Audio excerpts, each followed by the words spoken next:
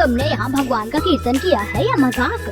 तुम्हें शर्म नहीं आती? जो भक्त तुम्हारे कीर्तन में आकर सच्चे मन से भक्ति कर रहे हैं, तुम उनका बासी खाना खिला रही हो। शर्म आनी चाहिए मालिनी तुम्हें। अरे रुको, ये सब मैंने नहीं किया। इस भोज का खाना तो गंगोत्री की छोटी बहू ने बनाया।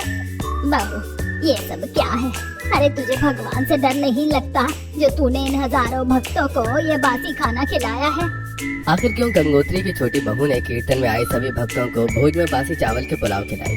क्या ये उसकी कोई साजिश है या इसके पीछे बहू की कोई मजबूरी है? आइए जानने के लिए कहानी में थोड़ा पीछे चलते हैं। बाप रे, इन लोगों का तो रोज का यही रवैया है। सुबह उठते हैं और एक एक पतीला चावल डस्टबिन में फेंकते हैं। अरे जब घर के सदस्य चावल खाते ही नहीं है तो ये बनाते क्यों है? अरे पैसे वाले लोगों की बड़ी कहानी है। अनाज की कीमत इन लोगों को कहाँ समझ आती है? ऊपर से इसकी सास भी तो कुछ कहती नहीं है। तभी पीछे से आती गंगोत्री कहती है, अरे ऐसा नहीं है सुमित्रा बहन, मैं बस बहस नहीं करना चाहती बहू से।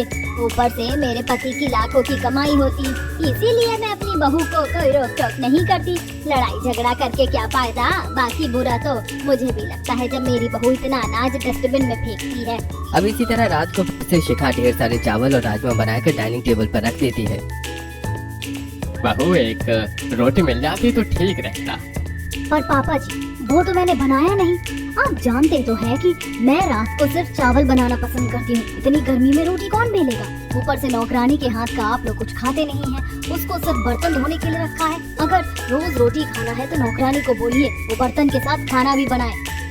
नहीं नहीं बहू, खाना हम किसी और के हाथ का नहीं खाएंगे। पता नहीं क्या कैसे बनाएगी, बर्तन धो देती है, बस वही ठीक है। अरे आप खा लीजिए चावल, सुबह कुछ और खा लीजिएगा। अब जैसे तैसे मुंह बनाकर सब खाना खाते हैं। अगले दिन सुबह घर की नौकरानी फ्रिज से रात के बचे चावल निकालती है। ओह गॉड, इतना सारा चावल बच गया था रात को। मालकिन, यहाँ तो रोज ही रात को चावल बचता है। आप भी इसी का कुछ बना लीजिए नाश्ते में। अरे तुम तो जानती हो ना, हम अमीर घर से हैं, हम बासी खाना खाएंगे। अरे फेंक दो इसको। अरे नहीं, रहने दीजिए, मैं इसे ले जाती हूँ। हाँ, तुम जैसी गरीब ही खा सकते हैं रात का बचा खाना। ओके, तुम ले जाओ। अब इसी तरह कुछ हफ्ते गुजरते हैं, जिसके बाद गंगोत्री अपने छोटे बेटे नीरज की शादी का फैसला लेती है। शाम का समय होता है, सभी हॉल में बैठे कॉफी पी रहे होते हैं। बेटा नीरज, सोच रही हूँ अब तेरी भी शादी करवा दूँ। तेरी उम्र भी हो गई है और तू सेटल भी हो गया है। हाँ, और क्या, अब इसके हाथ पीले करवाओ। जवान लड़के ज्यादा दिनों तक कुंवारे अच्छे नहीं लगते। जिम्मेदारियां समय से आ जानी चाहिए इनके ऊपर।